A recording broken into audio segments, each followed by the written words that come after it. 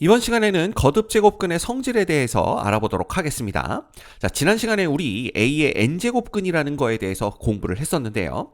자, 다시 한번 복습을 해보면 A의 n제곱근은 n제곱했을 때 A가 되는 모든 수를 가리킨다라고 설명을 드렸죠.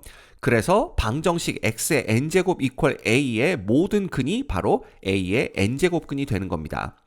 자, 그런데 이 n이 짝수냐 홀수냐에 따라서 이 y는 이퀄 x의 n제곱의 그래프가 달라지고요. 따라서 n이 짝수든 홀수든 관계없이 이 방정식이 실근을 가지려면 a가 0보다 크거나 같아야 된다라는 거 공부를 했었죠. 근데 이때 a가 0인 경우는요. x의 n제곱을 해서 0이 되는 x는 0밖에 없다라는 게 너무나 자명하기 때문에 이걸 굳이 우리가 거듭제곱근에서 다룰 필요는 없다. 그래서 우리가 a가 0인 경우도 제외하고 그냥 a가 0보다 큰 경우에 대해서만 앞으로 다루게 될 거다라고 설명을 드렸었습니다. 자, 그래서 a가 0보다 크고 n이 홀수일 때는 이 방정식이 하나의 실근을 갖게 되고 그 실근을 우리는 n제곱근 a로 나타내기로 하자라고 약속을 했고요. 그 다음 a가 0보다 크고 n이 짝수일 때는 이 방정식이 두 개의 실근을 갖는데 그 중에 양의 실근을 우리가 n제곱근 a로 표기를 하고 음의 실근은 마이너스 n제곱근 a로 표기를 하기로 약속을 했었습니다. 기억나시죠? 그래서 이 n제곱근 a가 등장하면 얘네들은 이 방정식의 실근을 나타내는구나. 다시 말하면 얘네들은 모두 실수구나 라는 거 그걸 머릿속에 기억하고 계셔야 돼요. 아셨죠? 자, 그러면 이거를 머릿속에 기억한 채로 우리 거듭제곱근의 성질에 대해서 공부를 해보도록 하겠습니다. 자, 여기 보시면 조건이 두 가지가 있어요. 첫 번째 조건은 A와 B가 모두 0보다 크다라는 조건인데, 자, 보시면 아시겠지만 A와 B는 모두 근호 안에 들어있습니다. 자, 근호 안에 들어있는 수는 0보다 커야만 이 방정식이 실근을 갖는다. n이 홀수든 짝수든 관계없이 실근을 갖는다라고 말씀을 드렸죠. 그렇기 때문에 실근을 갖는 범위에서만 생각하기 위해서 A와 B가 모두 0보다 크다라는 조건이 붙은 겁니다. 그 다음 mn이 2 이상의 자연수인 건 말 그대로 거듭제곱근이죠. 거듭제곱 거듭해서 여러 번 곱했으니까 적어도 2번 이상은 곱해야 된다라는 겁니다. 따라서 m과 n이 2 이상의 자연수다라는 조건이 붙은 거예요. 그럼 이런 조건 하에서 자 1번부터 우리가 보도록 할게요. 1번은 뭐냐 하면 n제곱근 a와 n제곱근 b를 곱하면 n제곱근 ab가 된다라는 건데, 자 이건 어떻게 보일 수가 있냐 하면요. n제곱근 a 곱하기 n제곱근 b를 그냥 x라고 두는 겁니다. 얘네 정체를 아직 잘 모르니까요. 자, 그 다음에 x를 n제곱 해보는 거예요. 그러면 얘는 n제곱근 a와 그 다음 n제곱근 b 전체를 n제곱 하는 건데, 우리가 알고 있는 지수 법칙에 의해서 얘는 각각을 n제곱 해줘도 됩니다. 따라서 n제곱근 a의 n제곱, 그 다음에 n제곱근 b의 n제곱, 이렇게 우리가 적어볼 수가 있겠죠. 자, 그런데 이 n제곱근 a의 의미는 뭐냐? 얘는요, n번 곱해서 a가 되는 수를 나타내죠. 그렇죠? 따라서 요건 그냥 a가 되는 걸 볼 수가 있고요. 같은 이유로 n제곱근 b의 n제곱은 요거 b 됩니다. 자, 그렇다면 x가 누군지 잘 몰랐는데 x를 n번 곱했더니 ab가 되었네요. 그런데 이 n제곱근 a와 n제곱근 b가 모두 실수입니다. 실수와 실수를 곱하면 x도 실수가 될 거고요. 결국 x의 n제곱은 ab라는 이 방정식의 실근이 바로 x가 되는 거죠. 그래서 이 방정식의 실근을 우리가 어떻게 나타내기로 했었냐 하면 결국 x는 뭐라고? n제곱근 ab로 나타내기로 약속을 했었죠. 따라서 이 x와 이 x가 서로 같아야 된다라는 걸 알 수가 있고요. 그렇다면 n제곱근 a와 n제곱근 b를 곱한 게 n제곱근 ab가 되는구나 라는 걸 보일 수가 있게 되는 겁니다. 됐죠? 네, 쉽습니다. 자, 그 다음 2번 볼까요? 2번은 뭐냐 하면 n제곱근 b 분의 n제곱근 a가 결국은 뭐가 된다? n제곱근 b분의 a가 된다라는 건데, 이것도 1번과 똑같은 방법으로 보일 수가 있습니다. 그래서 요거는 어떻게 보이느냐? n제곱근 루트 b죠. 그 다음에 n제곱근 a입니다. 얘를 x라고 두고 똑같이 x의 n제곱을 해보는 거예요. 그러면 얘는 n제곱근 b분의 n제곱근 a를 전체를 n제곱하는 거고, 지수 법칙에 의해서 우리는 n제곱근 b의 n제곱과 이것분의 그 다음에 n제곱근 a의 n제곱 요렇게 각각을 n제곱 해주는 걸로 바꿀 수가 있겠죠. 그러면 정의에 의하면 얘는 b가 되는 거고 얘는 a가 되는 겁니다. 자, 그렇다면 n번 곱해서 b분의 a가 되는 x인데 이 x가 지금 보면 실수분의 실수로 이루어져 있습니다. 따라서 x도 실수고 결국 이 방정식의 실근을 얘기하는구나 라는 걸 볼 수가 있죠. 그래서 이 방정식의 실근은 어떻게 표기하기로 했었냐 하면 n제곱근 b분의 a로 표기하기로 약속을 했었습니다. 따라서 이 x와 이 x가 서로 같아야 되기 때문에 2번 성질이 성립하는구나 라는 걸 우리가 알 수가 있는 거죠. 됐죠? 자, 그러면 3번도 우리가 같은 방식으로 보일 수가 있습니다. 3번은요. n제곱근 a 전체의 m제곱은 n제곱근 a의 m제곱과 똑같다 이렇게 되어 있는데 이것도 마찬가지입니다. n제곱근 a 전체의 m제곱 있죠. 얘를 x라고 두는 거예요. 그 다음에 뭘 해볼 거냐 하면 x를 n제곱 해보는 겁니다. 그럼 얘는 n제곱근 a의 m제곱이죠. 이거 전체의 뭐가 되는 거예요? n제곱이 되는 거고 지수 법칙에 의하면 얘는 그냥 n제곱근 a의 지수끼리 곱합니다.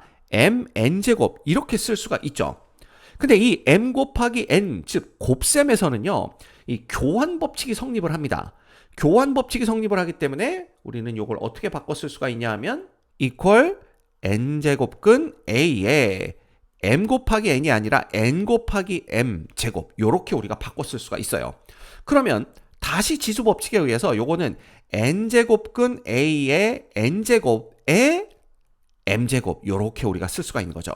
그럼 요 괄호 안에를 봤더니 n제곱근 a를 n번 곱했으니까 이건 정의에 의해서 a가 되고요. 그 다음 그걸 m제곱했으니까 a의 m제곱이 된다라는 걸 알 수가 있어요. 그렇죠? 자, 그럼 생각을 해봅시다. 이 n제곱근 a가 실수인데 실수를 m제곱했으니까 x도 실수죠. 그러면 x라는 것을 n번 곱했을 때 a의 m제곱이 됐으니까 그 중에 우리는 실수인 x를 찾아야 되는 겁니다. 그걸 우리가 어떻게 표기하기로 했었냐면 x는 n제곱근 a의 m제곱 요렇게 표기하기로 했었죠. 그러면 이 x와 이 x가 서로 똑같은 x니까 결국은 3번 성질이 성립하는구나 라는 걸 알 수가 있는 겁니다. 이해되시죠? 자, 그 다음 4번 볼까요? 4번도 마찬가지입니다. 우리 4번은 n제곱, 그러니까 m제곱근 그 다음 n제곱근 a죠. 얘가 mn제곱근 a와 똑같다라는 건데 이것도 똑같은 방식으로 보일 수가 있습니다. 그래서 요거를 우리가 x라고 두는 거죠. 자, 그 다음에 x를 mn제곱을 해보는 겁니다. 자, 그러면 얘는 어떻게 되냐 하면 m제곱근 그 다음에 n제곱근 a 이렇게 되는 건데 이거 전체를 mn제곱 해주는 거고요. 자, 그 다음에 지수 법칙에 의해서 우리는 먼저 m제곱근 그 다음에 n제곱근 a에 요거를 m제곱을 먼저 해주고 나서 그 다음에 n제곱을 해주는 겁니다. 자, 그런데 요 m제곱근에 누군가를 m제곱 했으니까 정의에 의해서 여기는 뭐가 되냐 하면 그냥 n제곱근 a가 되는 걸 볼 수가 있고요. 그거의 n제곱인데 얘도 정의에 의해서 얘는 a가 되는 걸 볼 수가 있죠. 자, 그러면 x라는 것은 뭐냐 하면 지금 a가 0보다 큽니다. 이렇게 되면 n제곱근 a는 무조건 양수가 돼요. 그럼 이 양수가 지금 m제곱근 근호 안에 들어가 있죠? 그러면 m제곱근 n제곱근 a도 얘는 뭐가 되느냐? 실수가 된다. 즉 x는 실수다라는 걸 볼 수가 있습니다. 그렇다면 이 x의 mn제곱 이퀄 a라는 이 방정식에 우리는 실근 x를 찾아야 되는 거고요. 그때 실근을 우리가 뭐라고 나타내기로 했냐면 mn제곱근 a와 같이 나타내기로 했었죠. 그래서 4번이 또 성립하는 걸 우리가 볼 수가 있는 겁니다. 그래서 m제곱근 n제곱근 a는 mn제곱근 a와 똑같다. 이렇게 보시면 돼요. 자, 그 다음 마지막 5번 성질은요. np제곱근 a의 np제곱은 n제곱근 a의 m제곱과 똑같다. p는 자연수다 이렇게 되어 있죠. 자, 이것도 왜 그런지 우리가 또 보일 수가 있습니다. 그래서 5번 성질을 한번 같이 보이면요. 자, n제곱근 a의 m제곱 요걸 x라고 둬보는 거예요. 그 다음에 x를 np제곱을 해주는 겁니다. 자, 그럼 어떻게 되냐 하면 n제곱근 a의 m제곱이죠. 이거 전체의 np제곱이 되는 거고요. 지수 법칙에 의해서 얘는 n제곱을 먼저 해줄 수가 있습니다. 그래서 a의 m제곱에 요거 전체의 n제곱 이렇게 되는 거고, 다시 이거를 p제곱 해준다 이렇게 보시면 되는 거죠. 그러면 정의에 의해서 자, 얘는요 a의 m제곱이 그대로 나오는 걸 볼 수가 있습니다. 그 다음 이 안에 p제곱 이렇게 붙는 거죠. 그럼 얘가 뭐가 되냐면 a의 mp제곱이 된다라는 걸 볼 수가 있어요. 자, 그렇다면 얘는 이제 x가 실수죠. 그러면 여기서도 x의 np제곱은 a의 mp제곱이라는 이 방정식의 실근을 찾아야 되는 거고요. 그 실근을 우리가 어떻게 나타내기로 했었냐 하면 np제곱근 a의 mp제곱으로 나타내기로 했었죠. 결국은 요 x와 요 x가 똑같기 때문에 5번 성질이 성립하는 걸 우리가 볼 수가 있습니다. 자, 그래서 이렇게 거듭제곱근의 성질 5가지가 성립한다라는 거 우리가 보였기 때문에 앞으로 이런 식의 계산이 나오게 되면 거칠 것 없이 거듭제곱근의 성질을 이용해서 계산을 해주시면 되는 거예요. 됐죠? 자, 그러면 간단한 연습 한번 해보도록 하겠습니다. 다음 시계값을 구하시오 이렇게 되어 있는데, 자, 1번부터 볼까요? 1번은 이거 어떻게 쓸 수가 있냐 하면 세제곱근 3과 세제곱근 9입니다. 얘는 거듭제곱근의 성질에 의해서 세제곱근에 얘네 둘을 그냥 곱한 3 곱하기 9로 바꿔 쓸 수 있다라고 말씀을 드렸고요. 그래서 얘는 세제곱근 루트 27이 되는 거고, 얘는 얼마다? 3이다 라는 걸 금방 알아낼 수가 있습니다. 됐죠? 얘는 우리가 앞에서 봤던 거듭제곱근의 성질 1번을 사용한 겁니다. 자, 그 다음 두 번째 4제곱근 8분의 4제곱근 128인데요. 얘는 거듭제곱근의 성질 2번에 의해서 4제곱근 누구로 쓸 수가 있습니까? 그냥 8분의 128 이렇게 적을 수가 있습니다. 그럼 얘는 4제곱근, 자, 요거 계산하면 얼마 되냐면요. 8일은 8에 86에 48이니까 요거 4제곱근 16 되는 걸 볼 수가 있고요. 자, 4제곱근 16인데 얘는 4제곱해서 16이 되는 수 중에 양의 실근을 얘기합니다. 여기 짝수기 때문에요. 그렇죠? 따라서 얘는 얼마다? 2다 라는 거 우리 금방 알 수가 있죠. 됐습니까? 자, 그 다음 3번은요.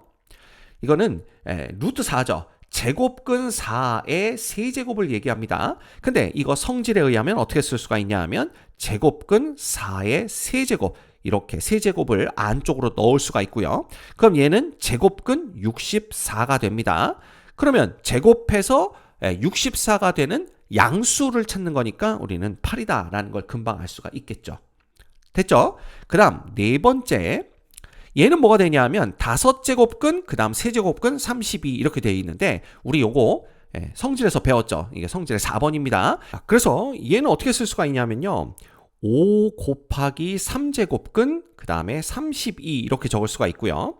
자, 5하고 3은 곱셈이니까 교환법칙 사용할 수가 있습니다. 따라서 얘는 3 곱하기 5로 바꿔 쓸 수가 있고 3 곱하기 5제곱근 32 되는 거죠.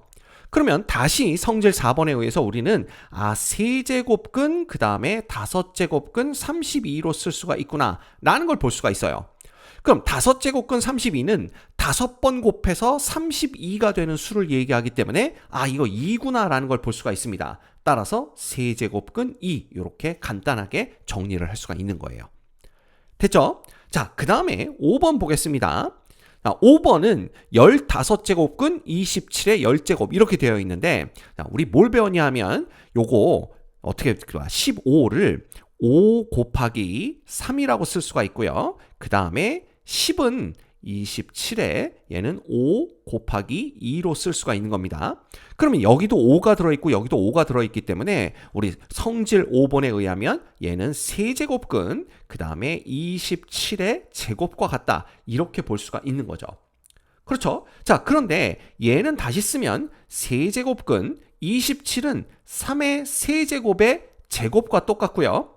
자, 이 3의 세제곱의 제곱을 우리 교환법칙이 성립을 합니다. 왜냐하면 얘가 3의 3 곱하기 2제곱과 똑같은데 요걸 3의 2 곱하기 세제곱으로 바꿀 수도 있죠. 그래서 요거는 다시 세제곱근 어떻게 되냐 하면 3의 제곱의 세제곱 이렇게 되는 겁니다. 자, 그럼 여기는 세제곱근의 3의 제곱의 세제곱 이렇게 되어 있기 때문에 얘는 뭐가 되냐 하면 바로 3의 제곱이 나오는 걸 볼 수가 있고요. 이 값은 얼마와 같다? 9와 같다 라는 걸 알아낼 수가 있죠. 됐죠? 그래서 이렇게 우리가 거듭제곱근의 성질을 이용하면 복잡해 보이는 계산들을 간단하게 할 수가 있습니다. 이거 여러 번 연습해 보셔서 익숙해지셔야 돼요. 아셨죠? 자, 그 다음 이러한 거듭제곱근의 성질을 이용하면요, 거듭제곱근의 대소 비교하는 과정도 아주 쉬워집니다. 그래서 보시면 일단 우리가 하나 더 알아야 될 게 A와 B가 모두 0보다 클 때 A와 B 사이에 A가 더 크다라는 이러한 대소 관계가 성립을 한다면 당연히 N제곱근 A와 N제곱근 B 중에서도 N제곱근 A가 더 크다 라는 걸 알 수가 있고요. 이 반대도 성립을 합니다. N제곱근 A가 N제곱근 B보다 더 크게 되면 A가 B보다 더 크다. 이것도 성립하게 되죠. 자, 이게 왜 그러냐 하면요, 우리 그래프를 그려서 확인해 볼 수가 있습니다. 요걸 X축이라고 볼 거고요. 그 다음에 요걸 Y축이라고 보도록 하겠습니다. 자, 그러면 지금 Y는 equal XN의 그래프를, N제곱의 그래프를 그릴 건데요. N이 홀수인 경우에는 이 그래프가 원점 대칭이기 때문에 이런 식으로 그려진다라는 걸 이미 알고 있습니다. 그 다음 A와 B가 A 쪽이 더 크다라고 했으니까 여기 어디쯤에 Y는 B를 그릴 거고요. 여기 이제 Y는 B가 되는 겁니다. 그 다음에 Y는 A는 그보다 더 위쪽에 이렇게 그리면 되겠죠. 그래서 Y는 equal A 이렇게 되는 겁니다. 자, 이때 N제곱근 A와 N제곱근 B라는 것은 얘네들의 교점의 X좌표를 나타내는 거죠. 따라서 이거 보시면 우리가 어떻게 볼 수가 있느냐. 자, 여기가 뭐가 되는 거예요? 여기가 바로 N제곱근 B가 되는 걸 볼 수가 있고요. 그 다음에 여기가 뭐가 되는 겁니까? 여기가 바로 N제곱근 A가 된다라는 걸 알 수가 있습니다. 자, 따라서 A가 B보다 더 크면 N제곱근 A가 N제곱근 B보다 더 크다라는 걸 우리가 확인을 할 수가 있는 거죠. 언제? A가 B보다, A, B가 모두 양수이고 A가 B보다 더 클 때입니다. 자, 반대로 N제곱근 A가 N제곱근 B보다 더 크다라고 해도 그래프로부터 A가 B보단 더 크겠구나라는 걸 알 수가 있죠. 자, 요건 이제 언제냐면 N이 홀수일 때입니다. 그럼 N이 짝수일 때는 어떻게 되느냐? N이 짝수일 때는 그래프가 어떻게 바뀐다고 그랬죠? 그래프가 Y축 대칭으로 바뀝니다. 그래서 이렇게 Y축 대칭 그래프를 그려준다고 하더라도 똑같은 이유로 자, 요 관계가 성립한다라는 걸 확인할 수가 있죠. 됐습니까? 그래서 우리 방금 전에 배웠던 거듭제곱근의 성질과 지금 배웠던 이 거듭제곱근의 대소 비교를 이용해서 이런 문제들을 풀어볼 수가 있어요. 자, 세수 A는 루트 2, 그 다음 B는 세제곱근 3, 그 다음에 C는 6제곱근 6의 대소를 비교하시오 그랬는데 사실 이것들만 놓고 보면 대소관계 비교하기가 만만치 않습니다. 그런데 우리는 거듭제곱근의 성질을 이미 배워서 알고 있습니다. 그래서 이 거듭제곱근의 성질을 이용해서 얘네들을 이제 조금씩 변형을 해줄 건데요. 자, 어떻게 변형을 하냐 하면 우리가 방금 전에 배웠던 게 있죠. 이 대소관계에서 보시다시피 N제곱근, N제곱근이 똑같은 걸 볼 수가 있어요. 그래서 이 거듭제곱근에서 거듭 곱해진 그 수죠. 그걸 통일시켜야 됩니다. 즉, 얘는 사실 여기에는 누가 생략된 거예요? 2가 생략된 겁니다. 그래서 2제곱근, 세제곱근, 6제곱근인데 얘네들을 모두 6제곱근으로 통일해주면 되는 거죠. 그래서 자, 얘는 어떻게 쓸 수가 있냐면 성질에 의해서 요건 2 곱하기 3으로 써줄 수가 있습니다. 그러면 안에도 2에 1 곱하기 3이죠. 왜냐하면 2에 1제곱이 있었으니까 이렇게 바꿔 쓰시면 됩니다. 그러면 얘는 어떻게 쓸 수가 있냐 하면 6제곱근 2의 세제곱, 다시 말하면 6제곱근 8이 되는 걸 알 수가 있어요. 이렇게 A를 변형시켜 주는 겁니다. 그럼 B도 똑같아요. B는 원래 세제곱근 3이었죠. 근데 얘를 6제곱근으로 만들려면 3 곱하기 2로 바꿔주시면 됩니다. 그러면 3도 1 곱하기 2로 바꿔주시면 되겠죠? 따라서 얘는 뭐가 되냐면 6제곱근 3의 제곱 이렇게 되는 거고요. 결과적으로는 6제곱근 9가 되는 걸 알 수가 있습니다. 자, 그 다음에 C는요. 이미 6제곱근이기 때문에 C는 그대로 두시면 돼요.